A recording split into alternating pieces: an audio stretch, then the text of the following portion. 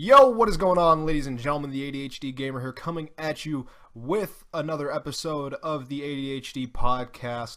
With me, I've got Alec Alger, the SideQuest Gamer, and MegaDoopTV, aka the Ultimate Ranter. What's going on, guys? I'm doing good, and I'm glad you called me the Ultimate Ranter at the end. That is amazing. I just gotta say that. More so than ever since you did those last few commentaries on not only Kablam, but Claymore as well. Kablam. Dude, I still don't even want to talk about that motherfucker. We talked on Skype for nearly an hour, and he literally made my brain hurt. He was so fucking stupid, dude. Like, like, what was it? And you know what's funny, SideQuest Gamer? He actually hates me the most out of all the Oh yeah, because dude, you're the king of ranting. I mean, forget Rhino Mills, forget like whoever is supposedly on top. No, you are the commentary king of this community. Thanks, but no, for real though, I don't even get why he hates me the most. He says that I quote unquote started the bandwagon when I wasn't even the first one who commentated on him. I was like the third.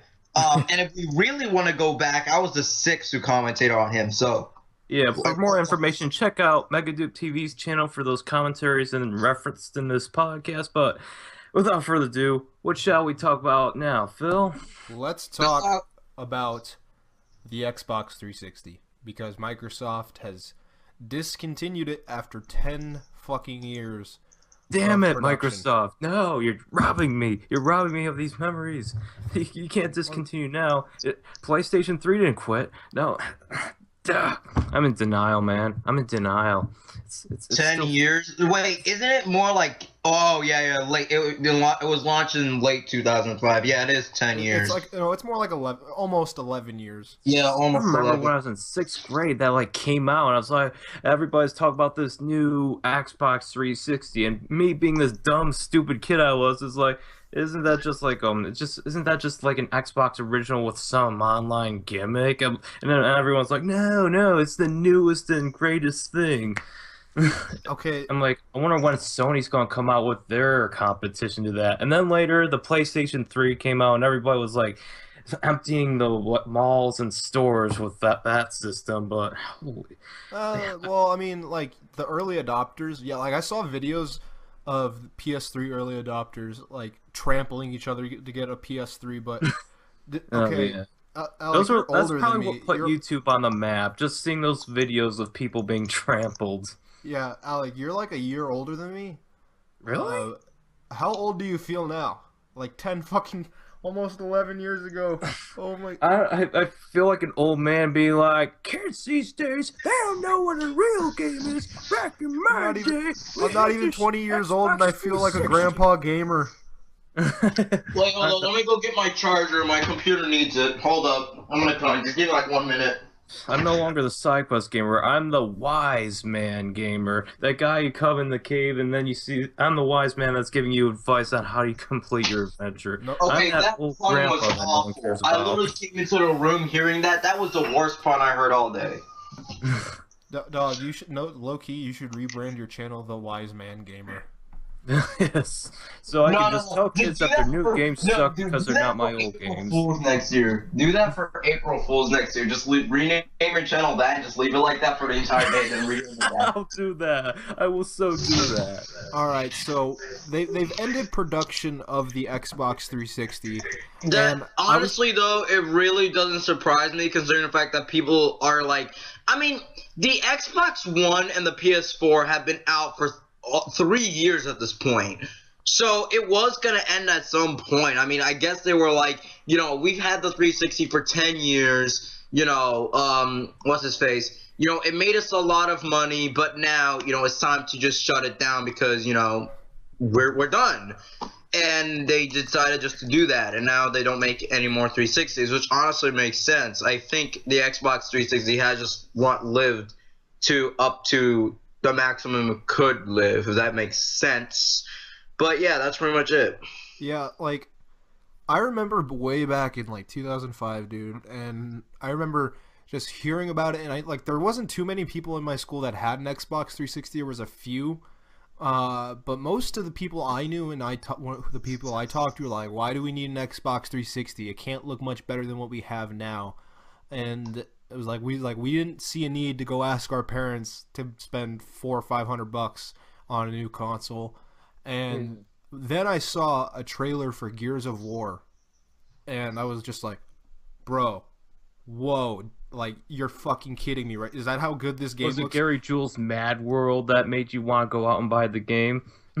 No, I didn't even see that trailer till years afterwards. I saw gameplay on XPlay, and I was just like, bro, what the fuck?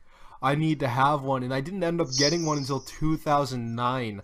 And talk about waiting, dude. Like, but the Xbox 360 it's provided me with some of the best gaming experiences I've ever had. And you can say whatever you want about the Red Ring of Death or Xbox Live being really exploitative, but like just the games, like every third-party game under the sun was on the Xbox 360, and it was a blast, dude. I got a drawer filled with Xbox 360 games, 2 drawers filled with Xbox 360 games, and I fucking love this thing. Hey, have you like, you know, my desk that like is attached to the wall that I kind of record my videos on and stuff? Well, on top of those desks are like a few Xbox 360 games stacked, like Skyrim, Sonic Generations, Batman Arkham City, Halo 4, Orange Box, Bioshock Infinite. I love the Xbox 360. My very first game was actually Halo Anniversary. That's actually the reason why I wanted the Xbox, because I wanted to play this Halo everyone was talking about, and then fell in love with the series ever since. You got an Xbox 360 in 2011?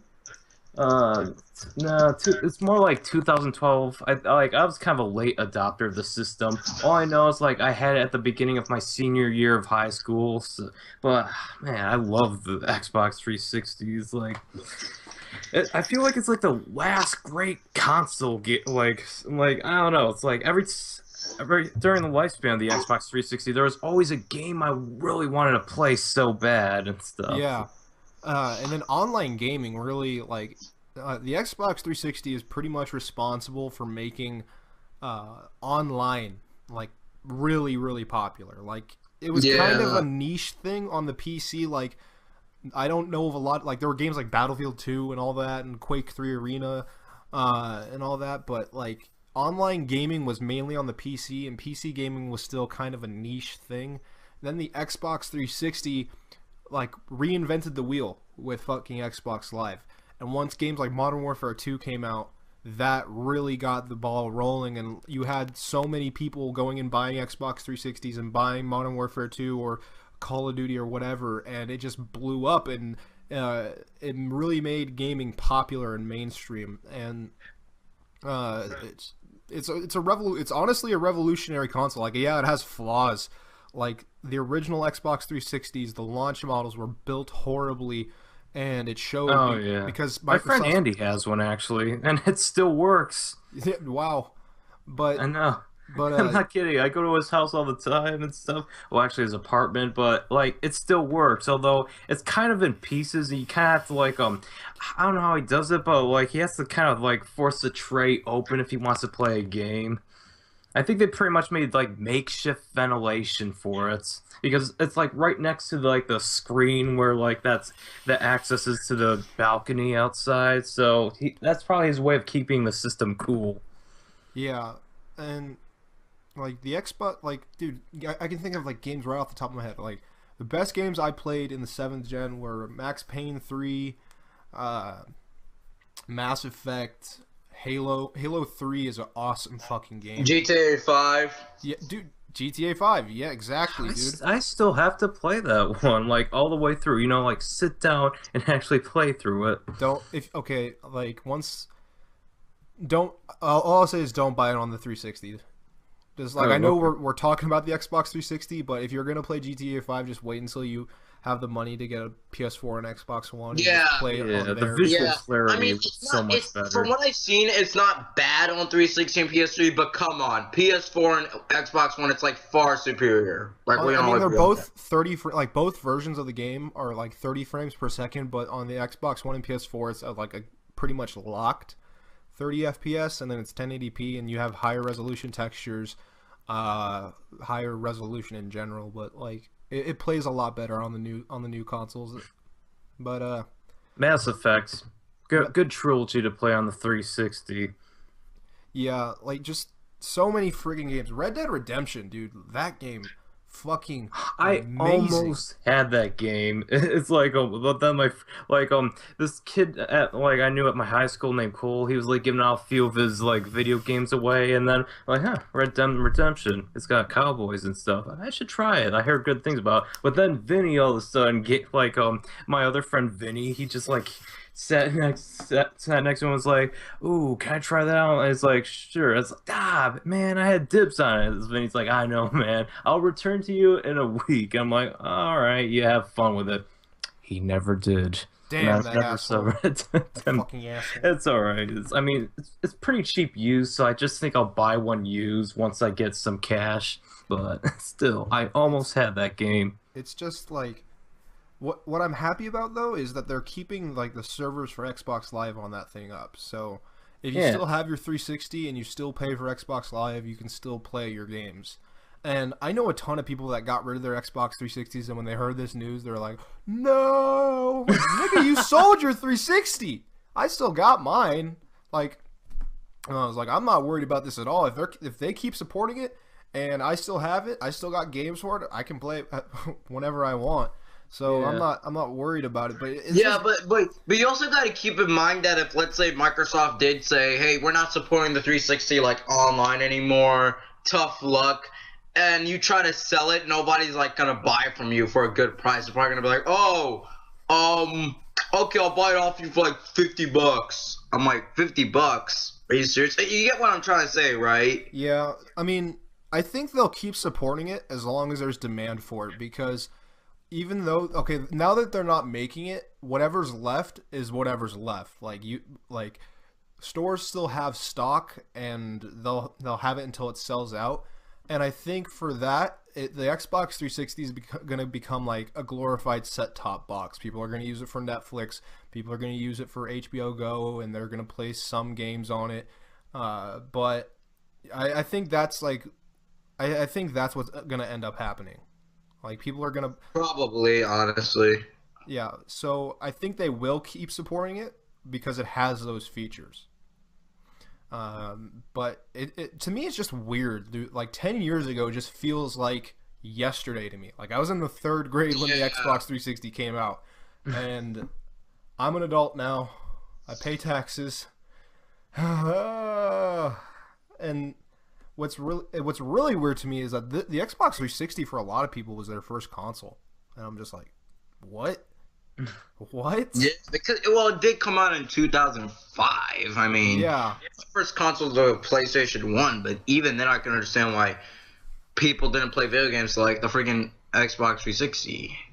Yeah, it's so weird. Like, kids who are like 4 years younger than me and stuff are telling me how they have so much nostalgia for like the Xbox 360, which is weird to me because I think like Xbox 360 is like the new console, but that's just how old I am, man. It's like it doesn't feel that old to me. I was just like, I know I still feel like it doesn't feel like a modern console anymore, but it still feels like a newer console. Like and then I regard the PS2 as more ancient, but it's fun.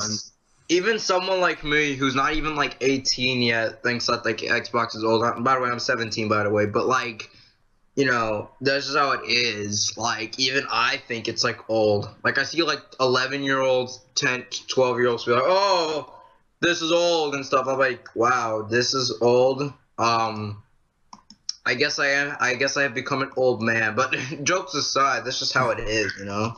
Yeah. I think the last great Xbox 360 game that was only meant for the Xbox 360, and I'm excluding like PS4, like no, Xbox One, like ported to Xbox 360, you know, those types of games. But I'm talking about the last like Xbox 360 exclusive game, Halo 4. That's as unpopular as an opinion as this is. Halo 4 is my favorite in the series. I'm sorry, bro, but that game's fucking trash.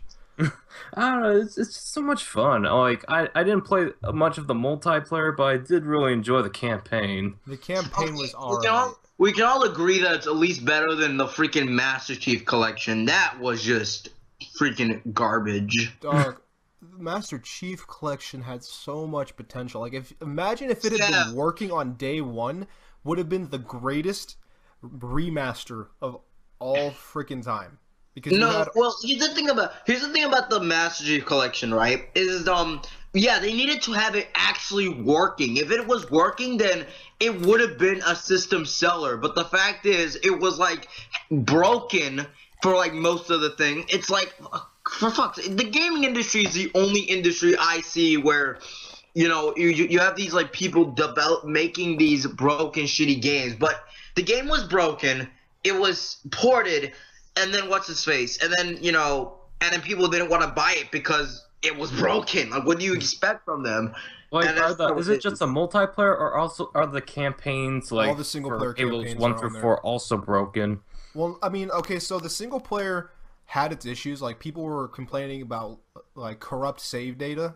And, but the majority of the issues were in the multiplayer, which is ultimately what people wanted to play this for. Like, in the multiplayer, no matter what you did, you just couldn't find a server for some stupid reason, and you just couldn't find it. And the fact is, it was just like the game was just really broken. That's just what it was. And yet, all the sites gave it an 8 out of 10, despite getting a review copy months in advance. Hold on. To defend that, to defend that though.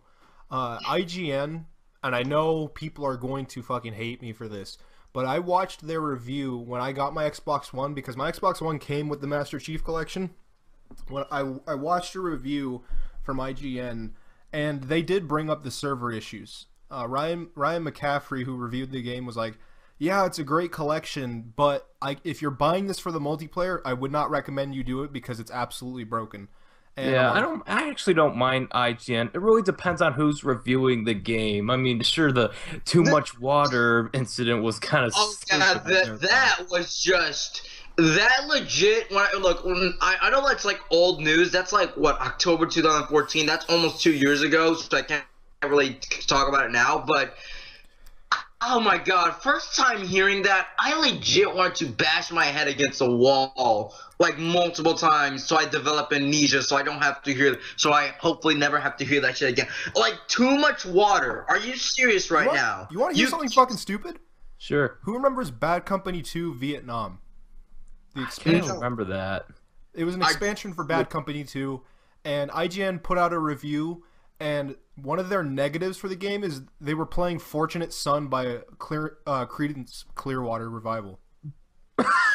Yeah, like, that is a song that is classically associated with that time period, and you're giving it a negative. I'm like, you motherfucker, I'm giving this game a lower score because they're just playing a song that I don't like. Are you freaking kidding me? God, go look at the review. After this podcast, dog, look at the review. I don't know. I just found the too much water thing to definitely be like the worst thing I've seen from them, and definitely like the most notable example. Like, there's too much water. I'm like, really? Then how come you gave Wind Waker a 9-something out of 10, and that game is literally nothing but water? And look, I have nothing against Wind Waker. I really do love the game. But it's just mental retardation. Like, Wind Waker has a ton of water, just nothing but water. Let's give it like a 9 out of 10. Yet this Pokemon game that has a good amount of water that you don't even need to get into that much. Let's give that like a freaking what was the rating they gave it? I kind of forgot. 7.8 out of 10. It's so meme worthy at this point. It's not the fact that it's a good. It's not the fact like. They gave it a good rating. It's like, why you pissed off there? It's like the reasoning why. Oh, because too much water? Please just shut up. Like, honestly. It's kind of like, I know Rich of Review Tech USA is friends with this guy, about 3 kilobytes. Like, when he was reviewing Rare Replay for the Xbox One, he gave it an 8 out of 10 just because GoldenEye wasn't on the collection. It's like, that's like, so stupid. There was a reason why it wasn't there, because of licensing reasons. I know. That's not a reason to give it. Why is it the Donkey Kong games on there? Because it's owned by Nintendo. Same thing with the people still bitching about, like, Snake not being in Smash. People don't seem to realize that the reason why, like, Snake isn't in Smash is because of copyright issues. They can't just be like, oh, well, these guys obviously want, Snake, and they don't want us using him because, of copyright. Yeah, let's risk being sued to, appeal to these morons who don't seem to understand. But what's his face? Like, let's go back to like the whole, IGN thing. The thing about IGN, right, is yeah, they're awful, and I do believe they're just terrible, but they do get a lot of hate because there are times where they can pull out a decent review from their asses. I know, their Batman versus Superman review is actually really good. Hold up. But the main issue I have with IGN is how they give, like, these games where obviously nobody loves them, and they give them, like, 9-something out of 10s only for the sole fact that they were paid to do so. Like, freaking, what's-his-face, Black Ops 3, that got, like, a 9.2 out of 10 despite everybody saying the game is utter shit. You want to... Okay, the worst IGN review I have ever seen in my entire freaking life. Too much water. No, was their Gears Judgment review. Oh, God. I was so hyped to play that game, and when I saw their review, I went out and bought the fucking game. And then I played that shit, and I'm like, this is just dreadful. What? Okay, I don't know what the review is. They gave it like a 9.3. They gave it like a 9.3, huh? They saying it's like it's the most important Gears game since Gears of War 1. And then the multiplayer. Don't even get me started on the multiplayer, dude. That multiplayer was casualized as fuck. Like, I am trash at Gears. I get my ass kicked every single time I play Gears 3. But I remember hopping on Gears Judgment Day 1, fucking annihilating people, dude.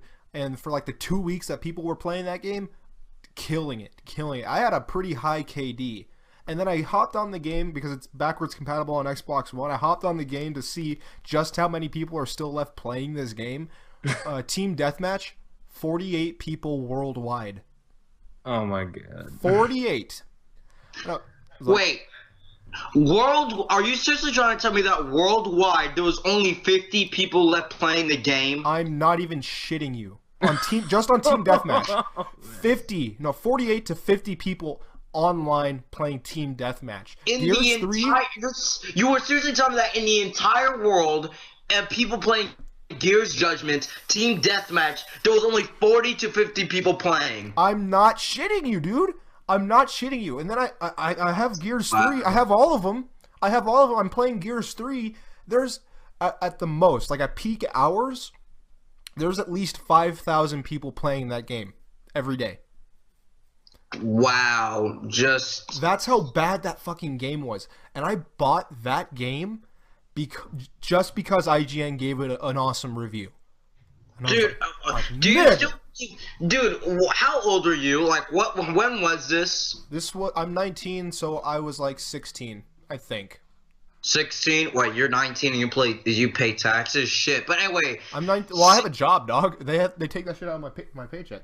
Oh, okay, I gotcha. But anyway, so you were 16, right? So that's 3 years ago. So you were clearly a dumbass teenager like me right now, my stage. And you were like, oh, IGN, I'm gonna listen to them. Turns out, worst mistake you ever done in a while, right? Yeah. Look, for those listening, it's just like we respect others' opinions, but we're criticizing IGN for their lack of an opinion. Like, they don't explain why the negatives are so negative. They don't explain why the positives are so positive. They're like, oh yeah, it's the best game of all time. They have an opinion. They have an opinion, but when they review games, they tend to just, like, if it's let's say it's a game that's being highly advertised on their site, and then when they review it, it's like it's the best game ever. And then they'll give games that aren't, like, amazing, but they're not bad, really shitty reviews. Yeah, exactly. Like, why? Like, that's the thing with, like, freaking IGN. It's like, they're clearly giving games that don't deserve the praise, that everybody's saying shit, like, a high rating, and the only reason why they're doing so is because they're getting paid to do so. But the games that, like, aren't getting paid, the games that are, just least biased possible, they give, like, shitty ratings unless the game is, like, really, really good. That's the only thing I see. Like, seriously, though, too much water? Like, what the actual fuck? Oh, my God. That's like a meme, right? Yep. Yeah, Nah. I see that. Like that comment is always on an IGN review. Hold up. Too much water. It's Know pretty your much name. is this your new sponsor, Rich of Review Tech? Wow. Rich has been on. Like, let's move on. Okay, let's talk about Rich, bro. He has just been, like on in a funk. He's been taking L's left and right, dude.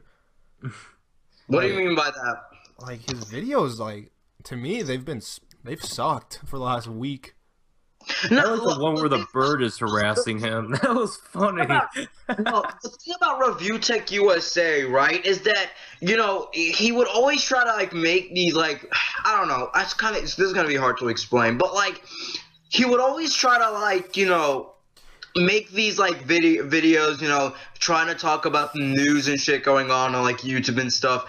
And then he would just take, like, and this is what I've noticed, he would just take, like, an article and just, like, pretty much explain it without really giving his own opinion on it, explaining. He's just saying, like, I saw the Leafy is Here video that he recently made. I'm like, really? You're gonna make a video on Leafy is Here almost a month later?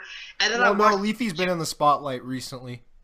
And then I see in the video all Review Tech USA was doing is, well, I like Leafy's videos, but Leafy is kind of a dick. I'm like, well, then why do you like his videos then? That doesn't make any sense. And, the thing about, I actually want to talk about Leafy is Here for a moment. Okay, we can go back to Review Tech USA, but I just want to talk briefly about Leafy is Here. See, Leafy is Here has been getting, like, a lot of hate recently. Be like, oh, Leafy is Here is a bully. A lot of YouTube users have been making, saying that he's just a bully. Yeah. The thing about Leafy is Here, though, is that, honestly, if we're going to go ahead and shit on Leafy for being an asshole, then Keemstar should be the first one we should go after. I fucking despise Keemstar. Okay, And here's the thing. So, I'm sorry to cut you off, but, like... It's fine. Go ahead. Like... Keemstar, I think he has a right to exist because I don't think he necessarily starts drama. He just rides it. Like, drama, YouTube was, like, built on drama, dude. Like, I've been on YouTube, like, watching videos in the comments section for, like, 6 fucking years. I understand that. I've been on YouTube since freaking 2008. That's even longer. Yeah. Like, and you understand, YouTube was built on drama. And look, Philip. I'm a fucking commentator. I know what you're talking about. I mean, if anybody knows, it's a commentator who's been doing this for, well, not a lot of years, but you get the point. But the thing about, Leafy is Here and Drama Alert, right? The thing about it is that Keemstar is just one of the biggest fucking dicks I've seen on the internet. He criticized Review Tech USA, and I know this is kind of old, but I'm gonna mention it anyway. He criticized Review Tech USA for making money off of freaking, like, Twitch or Patreon, yet he did the exact same thing. And he's a racist, he's a piece of shit, and his freaking news is just him being like, oh, drama, like, this is literally... You would say that he doesn't start drama. I don't know, because there are times where, like, YouTubers aren't even trying to get into drama, and yet he'd be like, oh, these two are in drama, and then their fans start attacking each other, and it's just so pointless and unnecessary. I'm gonna interject here. Like, my thoughts on Keemstar, like, there were some times he was like, where I thought, yeah, he has a reason to exist. Like that time where he was talking about pedophilia in the Minecraft community, where, like, a famous Minecraft dude was like, apparently, like, a sex offender or whatever it is, and, like, Keemstar was doing, like, news on that and stuff, and, like, then this guy tried to, like, hire somebody to, like, hack his Twitter and all that, and I'm like, it's like, oh man, this guy this guy, not Keemstar, but the pedophile Minecrafter, like, he needs to be off the internet. He needs to be called out for what he's doing, because, like, everyone has a right to know when a crime is being committed, provided that there's enough substantial evidence to prove so. Yeah, but, like, okay, I look at Keemstar from a very morally gray area, because it's just like we live in the United States, and most first world nations allow for freedom of speech. Exactly. Yeah. And he has every right to exist. I'm not saying he shouldn't exist. I'm just getting sick and tired of him going around trying to spread, like, He's trying to say that, oh, this is drama, when it's just not even, when the YouTubers who make a video or whatever, it's not even drama, it's just like them talking about random shit. Like, drama is when two YouTubers are actually like going after each other.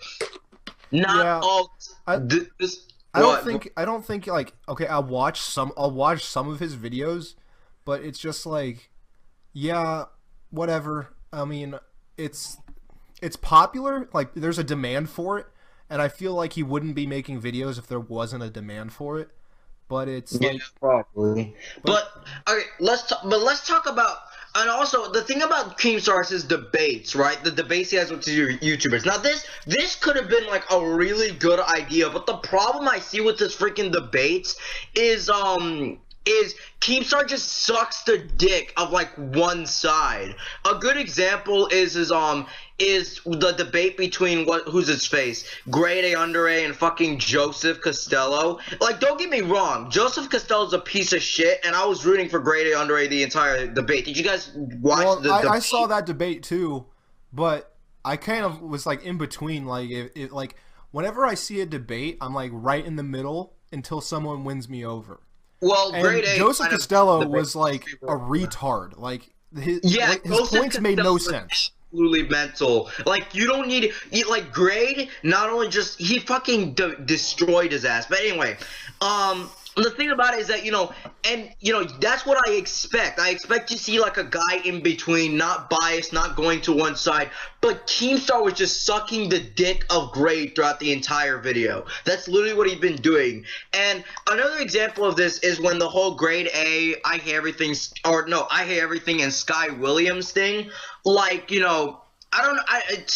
apparently Sky Williams actually made like a decent point, but he just kept sucking like I Hate Everything's dick, so I just couldn't even know what Sky Williams was just trying to say. Like, what the fuck? Like, but yeah, Joseph Costello was an absolute retard. Just an absolute ugh. But back to Leafy and then back to Review Tech USA. Leafy, okay, we've been raised by the internet pretty much. We've been numbed to the type of shit we see on the internet. And I feel like, much like real life, you gotta grow a thick skin. Like, there are going to be people that are mean to you. There are going to be the thing about Leafy, right, is that I do believe his channel should stay there. His channel should not be deleted. Those people will be like, oh, his channel, let's delete his channel. I'm like, you guys are fucking idiots. Why? Do I like his videos? No, not really. I don't find them fun. I find them videos aren't fair use. They're not really abusive because, like, he has stated many times that he's just roasting them. There's a difference between roasting someone and insulting someone. You're just joking around, and I know this is going to be controversial to say, but remember that, like, when he made fun of that guy that so happened to have autism, and yet everybody's saying, "Oh, Leafy, you can't make fun of him. He has autism. Never mind that he might have poor quality videos, but he has autism, so you can't criticize him." It's like, how fucking condescending is that to the autistic community? They want to be treated like equals, and yet you're treating like this guy like he's some king that cannot be touched. He's untouchable. It's like, listen, he didn't know that the guy was fucking autistic, and right? And even if he did know, why should he fucking restrict his free speech on someone who's not even like mentally retarded? Or if he said, oh my god, this guy's so autistic, ha ha ha, he'd have every right to get flack, but he didn't. I mean, the closest thing he made was like when he talked about how this guy might eat Cheetos on a daily basis, but that's more of a nerd stereotype and not really an autistic stereotype. Hold up, Alec. I don't have a problem against that Tommy guy. He clearly felt like, he clearly felt sad after, seeing Leafy, doing that, and his fucking fan base, bro. I know not all of Leafy's fans are like this, but holy shit. But anyway, the thing with Leafy is here. I want to get this point out of the way right now, because the thing is, do I believe his channel should be deleted? Because earlier I said no, but after thinking about it, I say yes. Now, hold up. You gotta listen to me, though. You gotta listen to me. No, we will not listen to you. We'll take you down. You cannot say anything that opposes my ideology. ideology. Go ahead. I don't want people going in the freaking comments of this video and be like, oh, you're against free speech. But the reason why I say this is because it's not because of the content that Leafy pulls. It's the fact of Leafy is here. It's more, I look at it as a more objective standpoint. Leafy is here. He uses nothing but fucking fake cringy, like, what is it? Clickbaity fucking thumbnails. Oh yeah, like, oh, this is the new YouTube god, or the hottest girl on the internet has something against me, or something like that. All capitals, right? You see this guy, and it's like literally so flow levels of, you know, clickbait. Oh, now you're just being H3, man. I know. Oh god, don't bring him. I do not like H3. I lost all respect for him when he's like, this guy is the worst YouTuber of all time. Even though I helped him get, like, even though he helped me get throughout YouTube, yeah, he's terrible. It's like, I know that's from H3, but he makes a really valid point. This, like, look at this guy's videos. He does nothing. Like, look, I personally, I know this will piss some people off. I personally don't give a fuck about the whole Leafy is here making a video on an autistic ass or whatever. I don't really give a shit. But look at these fucking thumbnails and titles, man. They're like, look, the most erotic video. I'm literally on his YouTube page right now. The most erotic video on YouTube ever. The scariest man on the entire internet. The most savage man to ever live. Literally drinks bleach. Like, what the fuck kind of titles are these? Like, what the fuck? And the thing with the thing about Leafy though is, if I were to ever say that his channel needs to get deleted, I'm kind of yes and no. But if I were to ever say that his channel needs to get deleted, I would not use the whole autism thing. I would use the whole, look at him, he's breaking the rules, he's breaking the freaking, spam, misleading content, that rule of the fucking community guidelines. That's the only thing I would give a shit about. Because the community guidelines is more of an objective stance. It's not subjective or, you know, that type of thing. It's more objective. Yeah, because YouTube themselves stated the rules, and he's not playing by the rules. He's that kid playing Monopoly who's bringing out $500 bills from his sleeve. He should. If you do that, you're out. You're out of the game. Get out. YouTube is a board game, pretty much. Point. Like, the thing about it is that that's the reason why I would say Leafy is here. Like, the thing about, and another thing I want to talk about the whole Leafy is here is, and let's be real here when we say this. Now, I've always hated Leafy. All right, I personally always hated Leafy. I said this on my Ask. Hate is a strong word, my young Padawan. I said this on my Ask.fm page. I told this to a bunch of other commentators and Skype calls, but I hate Leafy this year. I've always hated the guy. I thought his videos were shit, and I thought a lot of his fans, not all of them, but a lot of them are fucking cancerous, and he seems like a piece of shit, honestly. But the thing about Leafy this year, right, is that people are only hating on him right now just to jump on the bandwagon. That's literally the only thing I've been seeing right now. People are only shitting on Leafy this year just so they can jump on the bandwagon. That's literally the only thing I'm seeing. Like, what do you guys think of the whole thing? Like, honestly. Okay, so, I don't really care about this Leafy drama. I mean, I don't hate Leafy because, well, there's very few people in this world I actually legitimately hate, but I'm not a fan of his content. He's kind of like Luna. He's just make clickbait, misleading videos and stuff. And I apologize to anyone who likes those people. It's just not my cup of tea. Okay, it's just there's so many reasons why I just don't find his content appealing. But if I can interject, Go. I actually like his content a lot. Go ahead. That's fine. I don't give a shit. Like honestly, dude. Like, with the way I grew up and the people, my friends, like, when I play football, we would say shit to each other that would, like, you would think we hated each other. Like, we would tell each other to go drink bleach. We would go tell each other to go kill your fucking self. We would say horrible fucking things to each other. We roasted everyone unbiasedly, unprejudicedly on a daily fucking basis. And even the bench warmers? Yeah. Dude, we talked the most shit about the bench warmers. Philip. Okay. Wait, hold on, bro. I'm not trying to, like, say what you're saying is completely wrong or anything, but isn't that kind of like anecdotal garbage in a way? Explain yourself. Do you know what the anecdotal shit is? That's why I'm asking you to explain yourself, because that's a big word for me, bro.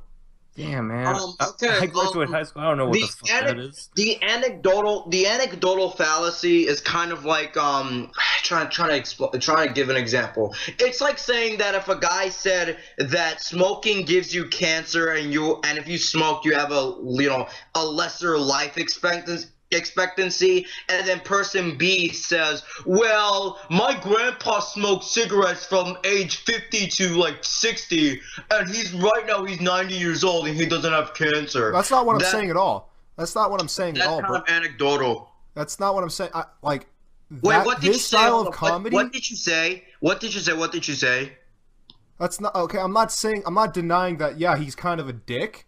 But that's not his style of comedy. His style of like satire is like something I like. Like I like. Okay.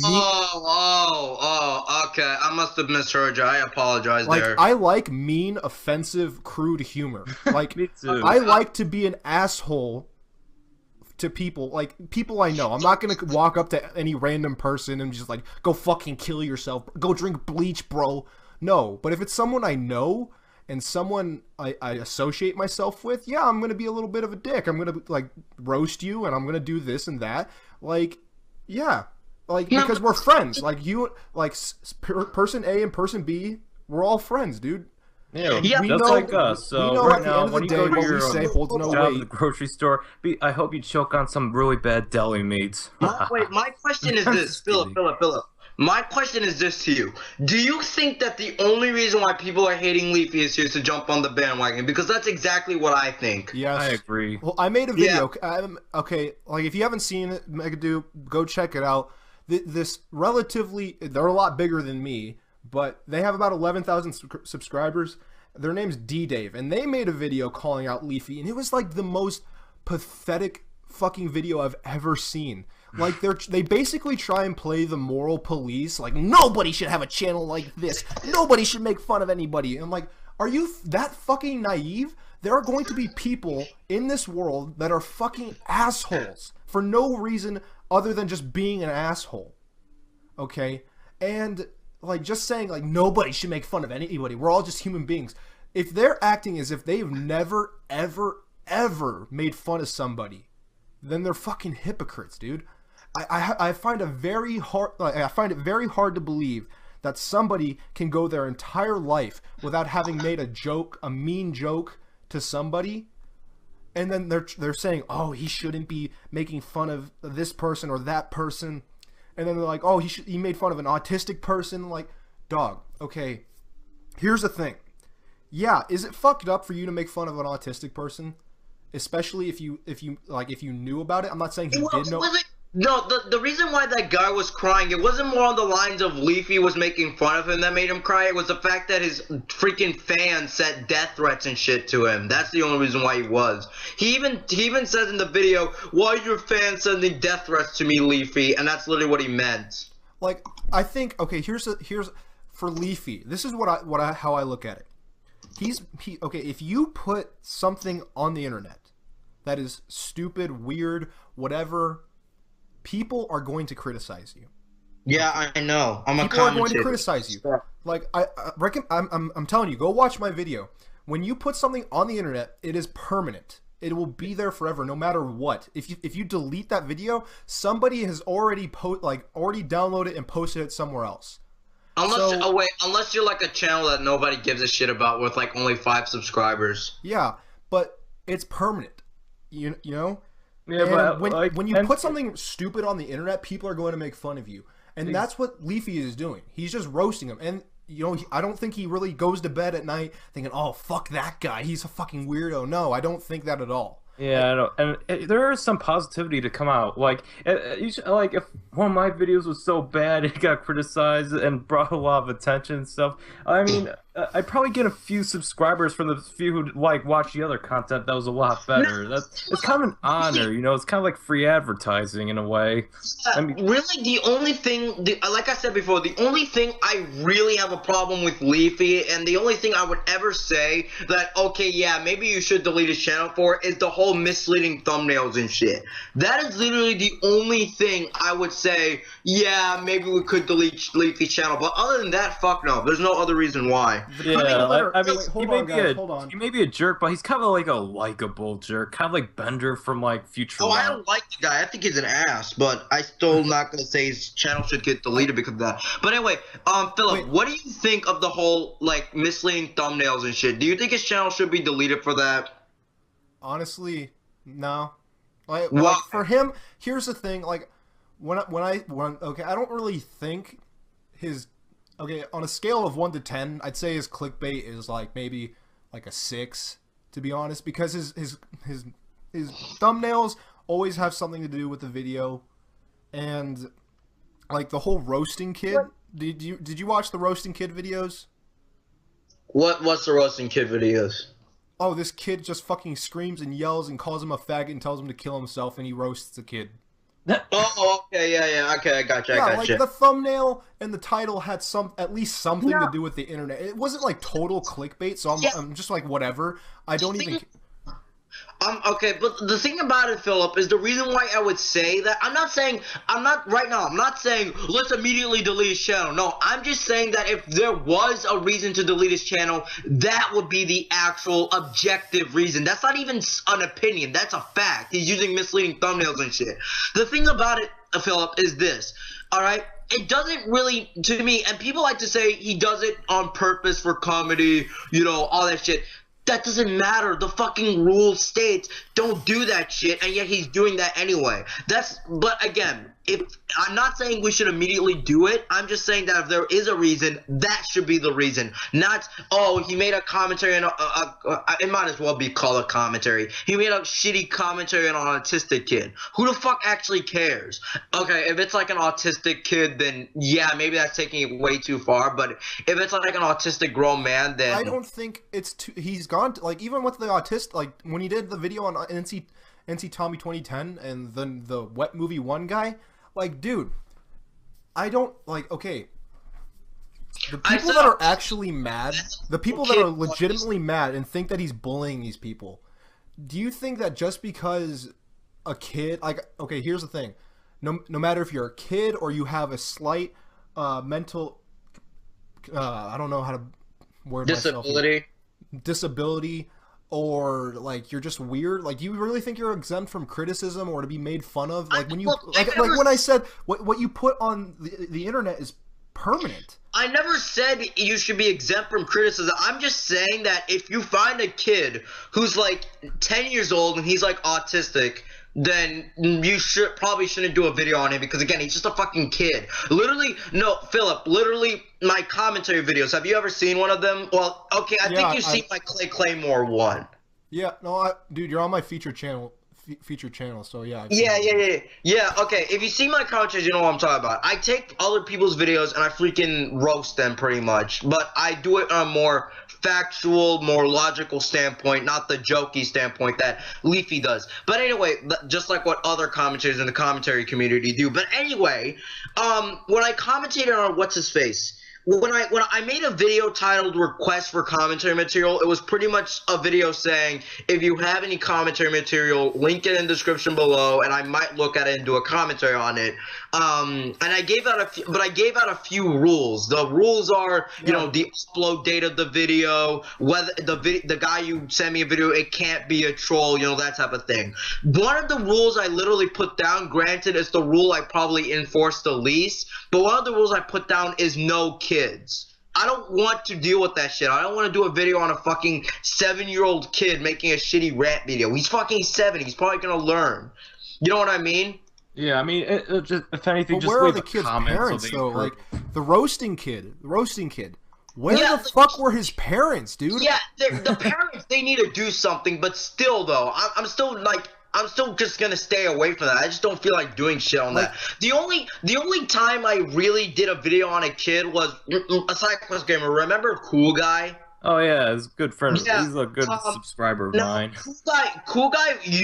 Actually, he's still one of my subscribers. He's actually a fan of mine now, so I can't really shit on him anymore. I'm just stating an example. But basically, back in my old channel, back in like early 2015, late 2014, Cool Guy was actually a fan of my shit. And I was like, oh, okay, cool. This kid is a fan. He's like 10, 11, whatever. But then he started doing a shitload of videos on me. Like, and I'm like, oh, this guy's criticizing me. And then I watched the videos. The only reason why is because I was doing game reviews and he didn't like them. And then I made actually 2 videos on him. I was like, one commentary basically just stating, why the fuck are you getting on my case just for doing game reviews? What I do with my channel is none of your fucking business. Okay, who do you think you are? No, seriously. And the other one was it's like that wasn't really the problem and stuff. He just didn't he didn't really explain the videos why your game reviews were quote unquote bad, and I thought they were fine. He never even said they were bad. He just kept saying, oh, MegaDoopTV, why is he making game reviews? Like, he should be doing rant videos. I'll do whatever the fuck I want to do, you freak. Whatever. Anyway, again, this is irrelevant. You know, he apologized. We're on good terms now, all that shit. But, you know, you get my point. And that was actually making pretty... He's actually making pretty okay content. Like, his editing it still needs a little work, but like he's actually making some watchable content now. I might watch his videos just to see what he's been doing. I mean, he actually did do a commentary. He restarted his channel because he was kind of getting sick of the comments on videos he really didn't like himself. So he did a commentary on Kablam, and his commentary honestly wasn't even that bad. I mean, sure, it wasn't really that good. It wasn't. I wouldn't even say it. I would probably say at the best it's kind of all right. But if I were to say something, he should have really cut out a lot of the video because he kept stuttering.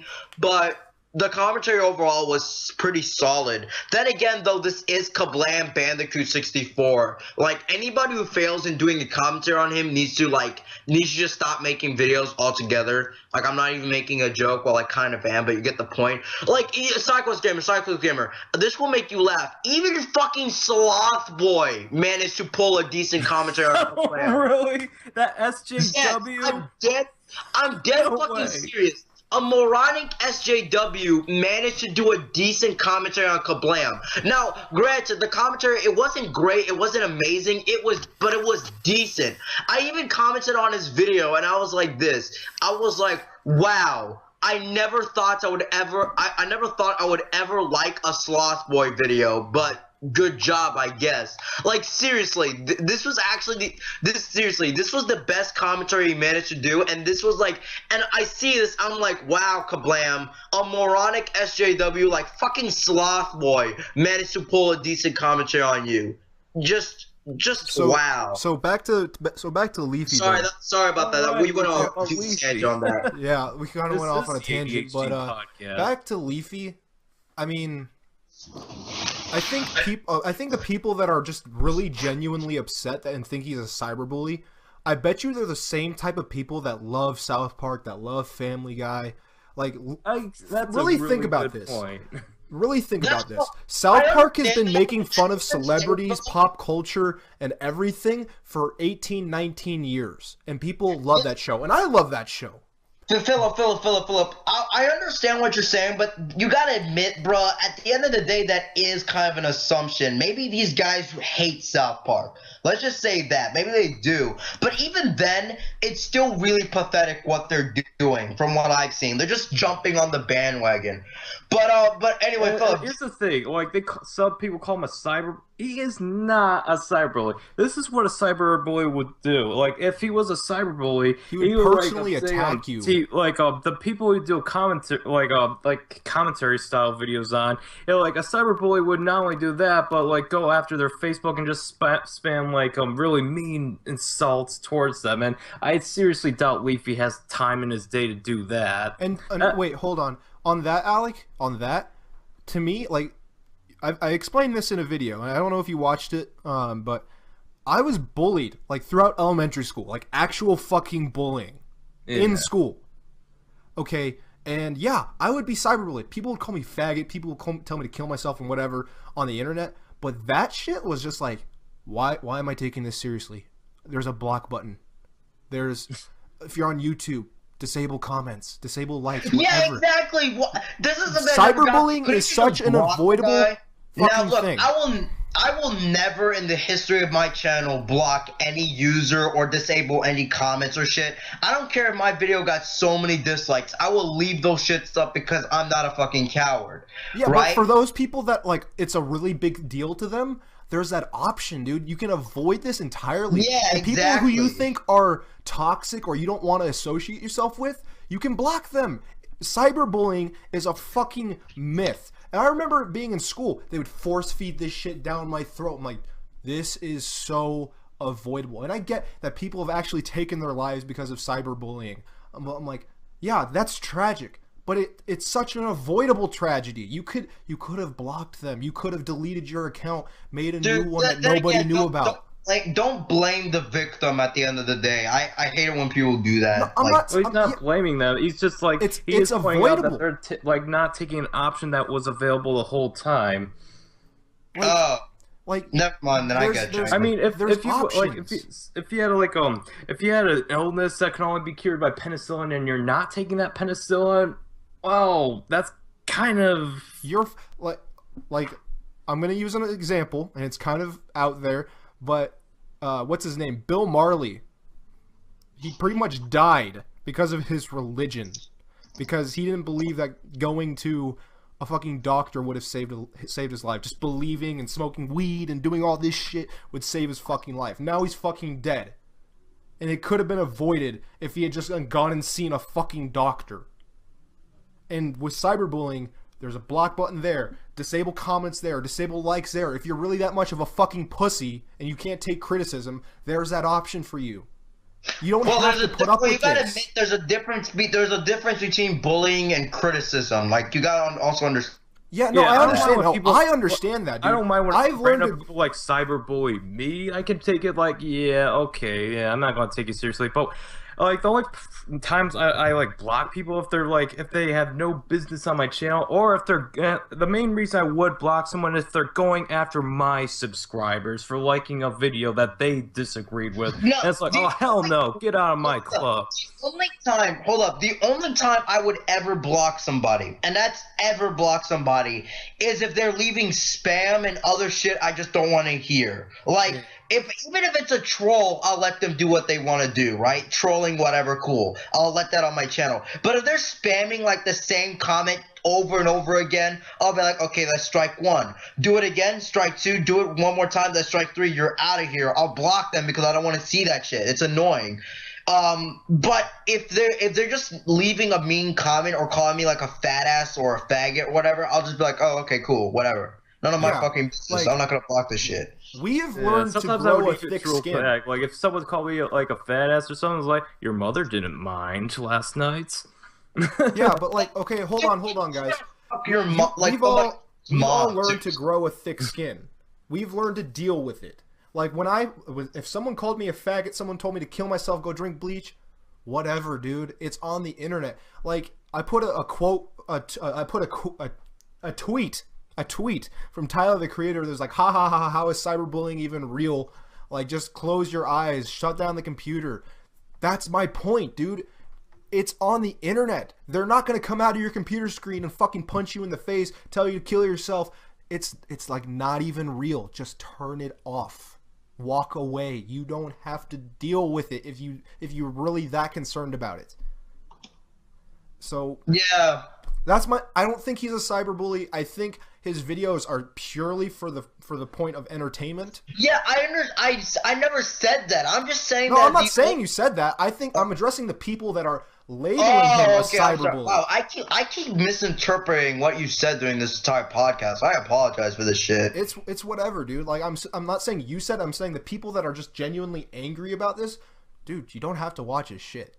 You don't have to do anything. Yeah, look, Psychos Gamer. This is the only time I've seen the "if you don't like it, don't watch it" argument being used correctly. Yep. Like, no, but anyway, Psychos Gamer. Sorry, wait, I'm not gonna go off on a tangent, but Psychos Gamer, can you still believe that fucking Sloth Boy managed to pull a decent commentary on fucking? No, he's the one that was like, oh, it's like, men are terrible. They're evil. This should be like off the face of the earth. Okay, maybe he didn't say that, but he is kind of like he's a misandrist and he's a man himself. So it's like, oh man, it's like insulting his own kind. He's a traitor to his own kind. No, and then he's like, and then he's that, and then he actually manages to make a good content on Kablam. I'm like, Kablam, just please don't make, just stop making videos of that. Okay, so we were going to talk about Review Tech USA. Well, commentated on you. Oh yeah, Review Tech USA. Sorry, I didn't mean to go off tangent. We went on a huge Leafy Keemstar Sloth Boy tangent. Let's get back to Review Tech USA. All right. Sorry about that. So I just want to say, like, yeah, no, I think his videos recently have like kind of sucked. I honestly, I don't watch his content. Review Tech USA is one of those guys where I occasionally see what he's uploading just for fun or everything. I don't know, just to see what he's uploading.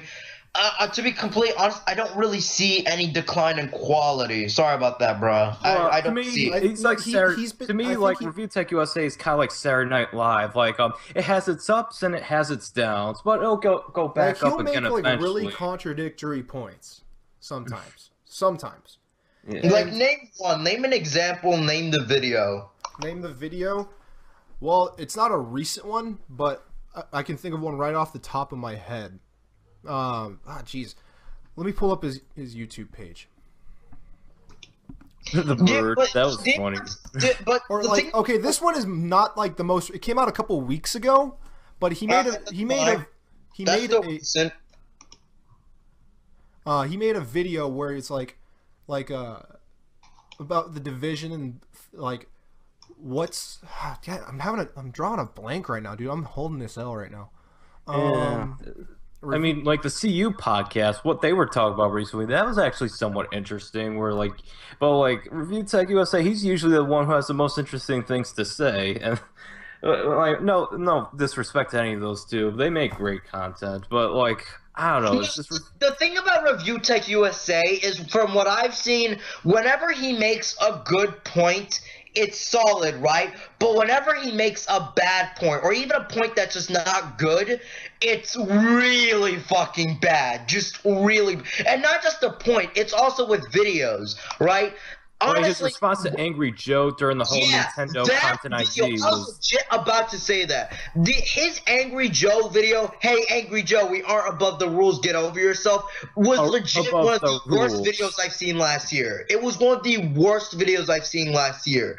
Because he kept... it's like, to quote Retro Replay, like, when Angry Joe got content ID, everybody's like, it's not Nintendo's fault, it's their games. But when Jim Sterling was like, content ID by an indie dev, everyone was on his side. Hold up, he completely strawmanned what Angry Joe was even saying, because he kept saying, Angry Joe is trying to say that because he bought, Nintendo's equipment, he's above copyright. No, he wasn't saying that, you fucking idiot. He was saying that, and the thing is, Review Tech USA, I guarantee you, he knows that's not what he meant. He knows it. He's just trying to make him look bad. He's not, Angry Joe, he wasn't angry at Nintendo for protecting their copyright. He was angry with how they do it. They don't put a claim on your video to make it unwatchable. They make it to where they add revenue that goes with them. They're wanting, like, do you get the point? It's just it's so stupid. Like, what the and then you have the guy in the same video, Review Tech USA, he's like, how come Nintendo always gets a free pass from criticism? I'm like, oh my god. You do realize that Nintendo has been criticized multiple times throughout the years for having shittier graphics, right, you fucking idiot? And he kept saying Nintendo fanboys. Well, no fucking shit, Nintendo fanboys will defend Nintendo to no end. That's literally like common sense. Like, what the... Okay, alright. I think he deleted this video where he talked about the division. Like, a lot of people called him out on this video, and I can't find it anywhere. What was it even about? I didn't even bother to watch that one. He's made several videos about the division, but there was this one particular one that I particularly had a problem with, and a lot of people did, and a lot of people called him out on it.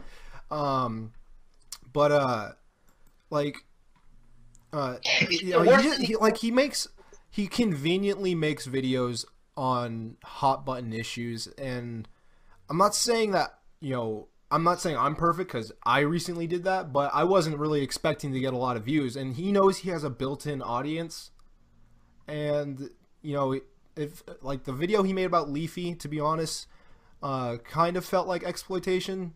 And then it honestly was. Let's be real here. And then he made a video about addressing PewDiePie and Markiplier and all of that, and that felt like exploitation. I was just like, dog, you holding all these L's, bro? Like, seriously. No, but listen. I think the worst, yeah, but I can understand where you're going at. I don't watch his content. But honestly, the Angry Joe video he made is honestly one of the worst videos I've seen last year. And I'm not even trying to make a joke here. I was so tempted to do a commentary on that video, but I didn't want to deal with his fucking fanboys. Like, I just didn't want to deal with that shit. Instead, I just posted a comment pretty much debunking every single one of his points. And that does he really have fanboys? I mean, his comment section is some of the worst I've ever seen in the internet. No, like he doesn't really have fans. He has stalkers and trolls. No, they're like, is this guy your new sponsor, Rich? Yeah, but hold on. I want to talk about let's move on to Angry Joe, because now that you mention I'll call you tomorrow.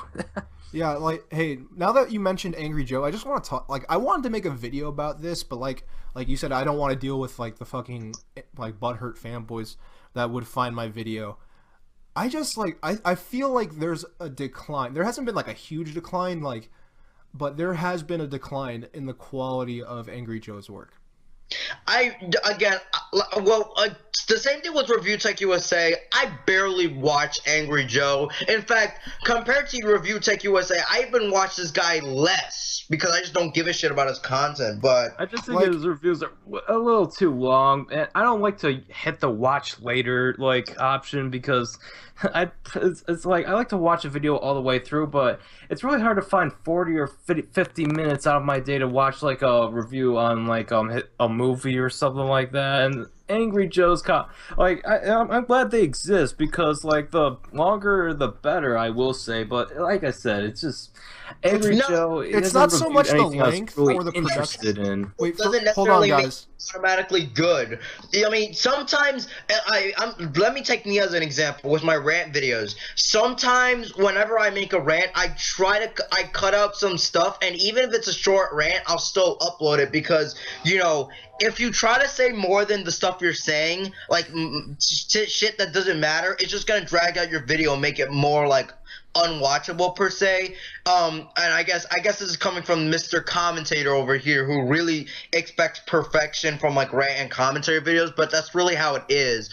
Like, this is the reason why in my commentaries, whenever I see like a person who leaves out like a commentary, whenever I see like a commentary where the guy leaves out a huge part of the original video that really needed to be cut out because it was either repeating points or something not important, I'd be like, why didn't you just skip it? Like, what the fuck? Hold on. So on the topic of Angry Joe, though, before we go on another tangent, I just think that, how do I explain this? Like, this is why I didn't make a video about it, because I didn't want to deal with the fanboys, and I didn't really know how to convey it as best as I could. I just think that his reasoning is just, like, his fan base and his reasoning, like, just bother me. I feel like his fans depend on him so much to make their purchasing decisions, and I'm like, dog, this is just one man's opinion. Like, that's all a review is a person's opinion. You shouldn't take one person's opinion as absolute fact. And like he reviewed Quantum Break, and he shit on the game. Like he absolutely shit on it. And I'm like, and then people are like, thanks, Angry Joe, not gonna buy this shitty game. And I'm like, dog, I bought the game day one. I pre-ordered that shit, and it's not a bad game. I don't think it's a bad game at all. Maybe I know it's a difference of opinion, but I think his fans rely entirely too much on just his opinion, and they don't go out and seek multiple opinions to form their own conclusion. And like, I remember last year for his top 10 worst games of 2015, he gave Battlefield Hardline. He included Battlefield Hardline as one of the worst games that came out last year that he played, and he gave it a 6.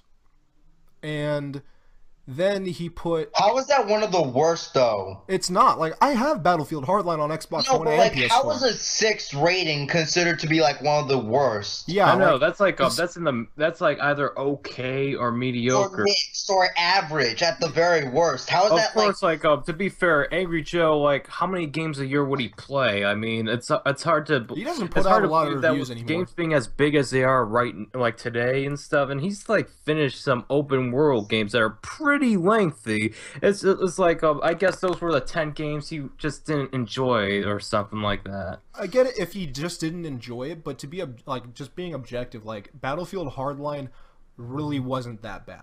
It really wasn't. And I have the game on 2 different platforms. I've put in a pretty good amount of time in the multiplayer. Haven't played it in a while, but I've put a pretty good amount of time into it. I'm like, this isn't like a great Battlefield game, but it's not a terrible game. Like it doesn't deserve to be on a worst top 10 list.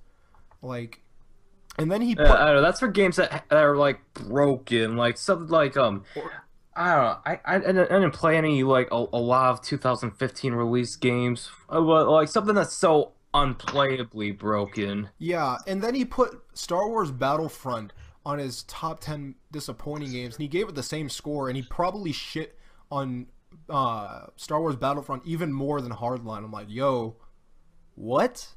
And this is my problem with the numbered scale system for reviews. Like, Fringy made a video about that, if I remember. 6 shouldn't be like a horrible score. A 6 is like a really mediocre game.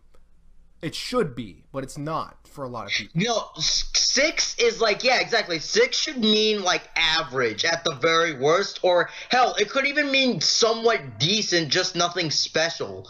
Yeah, to me, a 6 out of 10 is like above average, but not like decent or good. It's just somewhere in the middle. It's like buy it when it's on sale kind of game. Yeah, and I just think like you shit on Battlefront way more than you shit on fucking Hardline, and you gave it the same score, and you're not even gonna include it on your worst top 10s.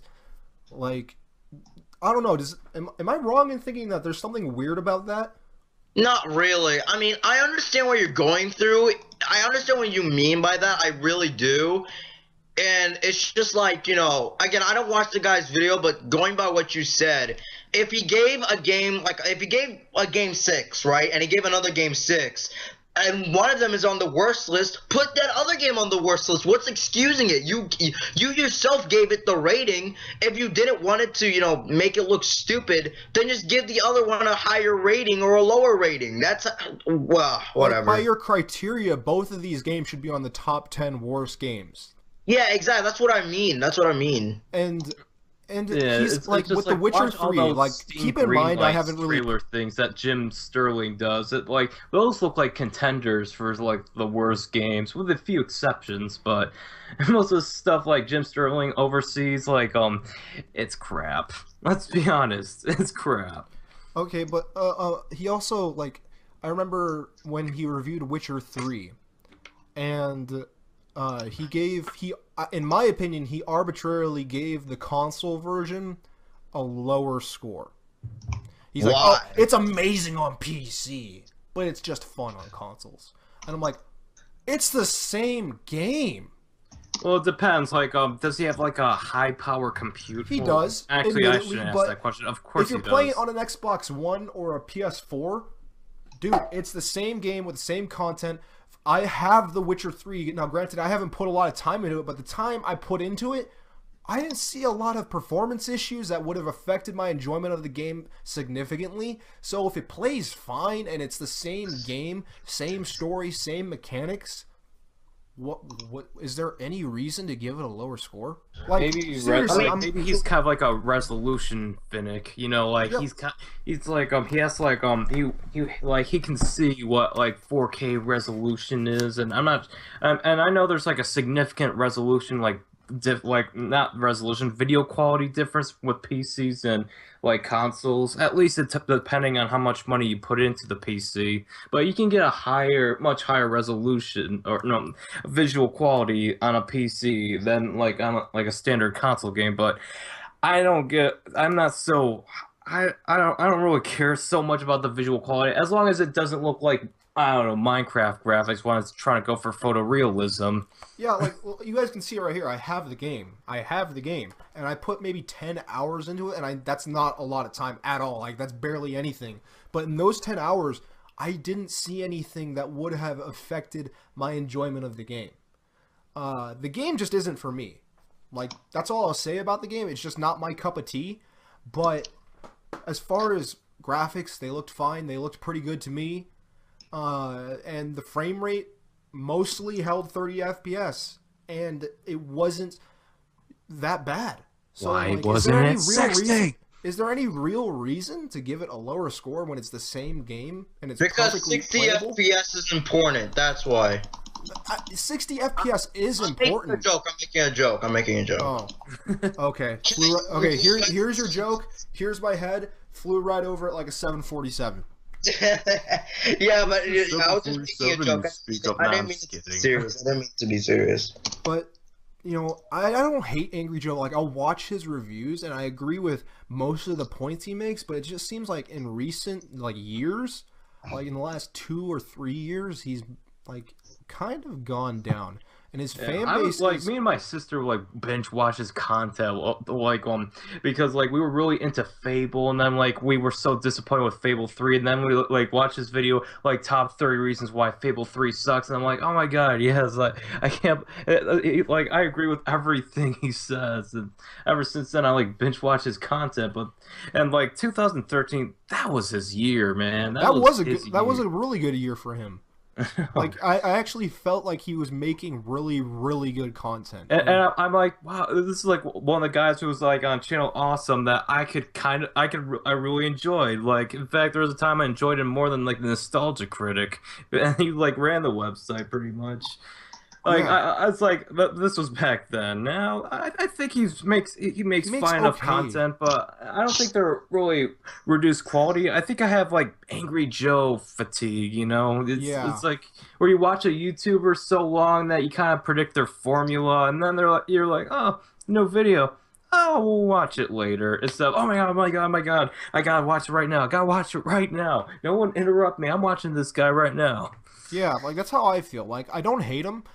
I'll watch his videos, but I think recently in some big high profile games, it's just he makes maybe it's just because that make no sense. Maybe it's because there isn't a lot of game stuff going on in gaming. I mean, I'm not trying to insult anything like The Division, because it looks pretty interesting. And was it Quantum Break that has everyone so mixed about? But those are the only games that are really being talked about. There isn't really big, high-profile indie releases out yet. There's just not a lot going on. I mean, 2013, there's so much stuff going on. Yeah.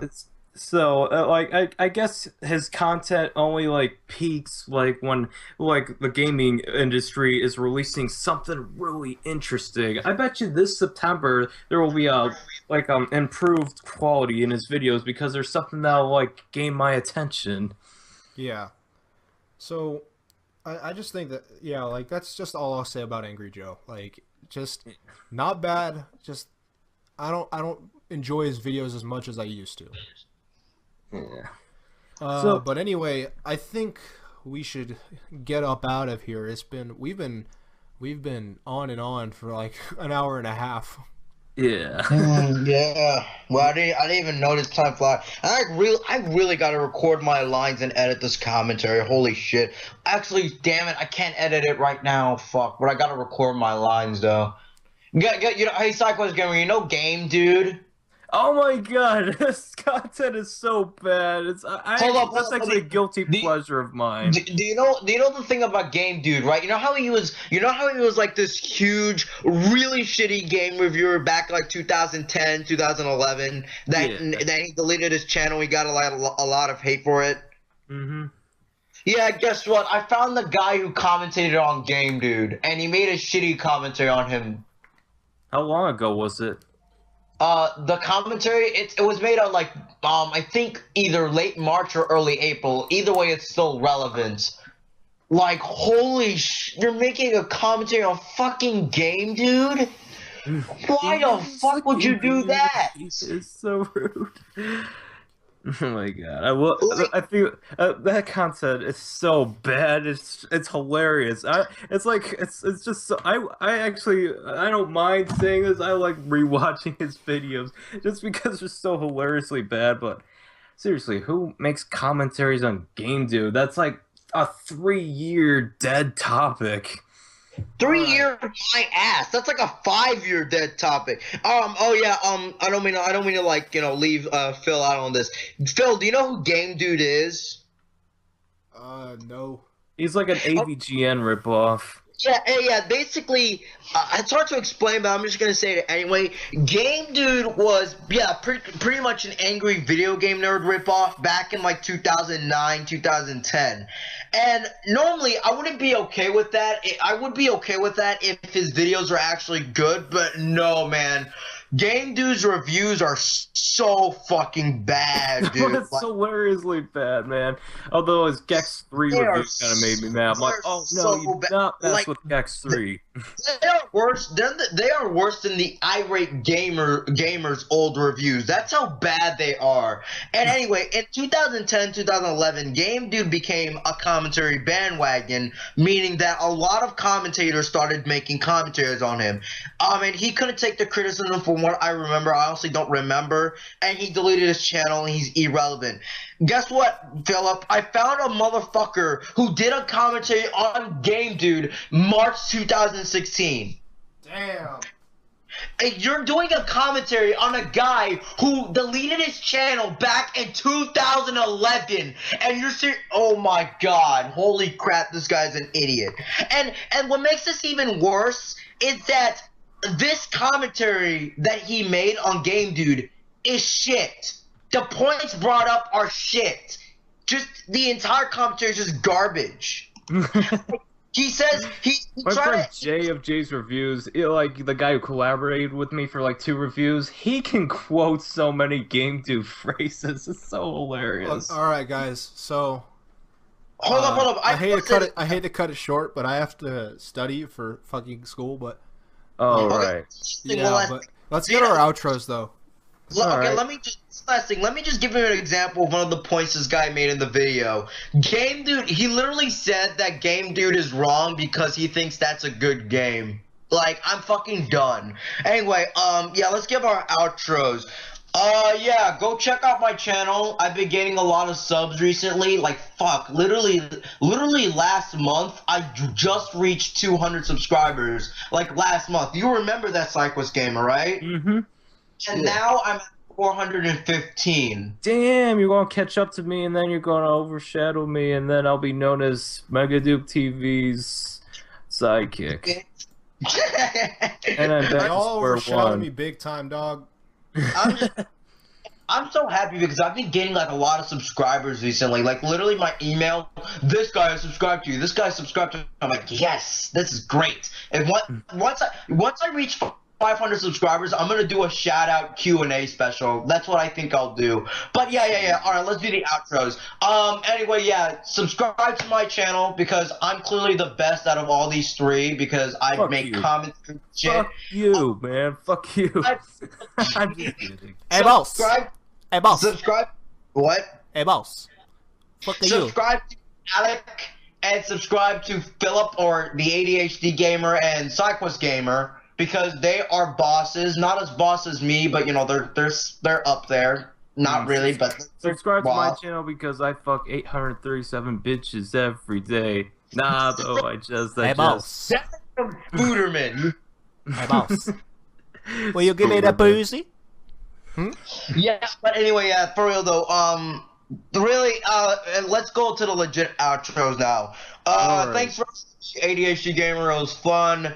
Especially since I actually today I didn't even have any homework. Yes. So thank you for giving me something to do for this afternoon because I was originally gonna go take a nap for 2 hours, but this is better. Got anything? All right, SideQuest, get your outro. Do I have to? Oh my god, you're putting me on the spot, man. I'm so Hey, boss, get your outro, man. All right. I'm Alec Alger, the SideQuest Gamer, I'm clearly the leader of these three, even though they're more dominant. But anyways, subscribe to my channel. Unless you're watching it from my channel, then you're already subscribed to me. Unless you're trying to troll me, then I say fuck you. But I'm just kidding. Anyways, subscribe to these two as well because, well, MegaDoopTV's commentaries are so lit. He's the king of commentaries. Sorry, Rhino Mills, you're dethroned. He's the freaking king of commentaries. And Phil, subscribe to him because, well, let's face it, he knows what he's talking about. Like, he is so intelligent when it comes to gaming news and stuff. Go subscribe to him. You will not regret it. And as for me, well, I'm SideQuest Gamer. You already subscribed to me, and if you're not, well, I hope you subscribe to me. It'd be very nice. I will give you a big, wet kiss if you subscribe to me. Oh, if I know where you live. Okay. Okay, that is the gayest shit Hey, I've hey, heard boss, all no day. get. Hey, Thank you man, very much. we ain't homophobic here. Yeah. Privilege. All right, say your thing, ADHD. Secondly, All right. Thank you for watching. Go sub to their channels. what the fuck? I'm trying to do a filthy Frank impersonation. Wait, hold on, SideQuest Gamer. As in Kablam's words. You sound like an Indian on crack. Hello, my friends. Go subscribe to my channel and go subscribe to SideQuest Gamer and MegaDoopTV /UltimateRunner77. All right. I'm done. Also, subscribe to my channel, yeah? Alright. I think we can call this podcast, I mean, because this really had nothing to do with gaming, but, I mean... Hey, it's the ADHD podcast. We have so much attention deficit disorder. We don't know how to stay on a topic. That's why we're special. This is That's why it's our called the podcast is ADHD the only one podcast. worth Like watching. the tension game, the tangent game. Talk mostly about Leafy, if anything, in this fucking podcast. Yeah. The tangent game in this podcast was real as fuck. I know. All right, but anyway, guys, thanks for watching. We'll see y'all later. Peace. Bye. I love you, audience. Yeah, got me in this party all up in the zone.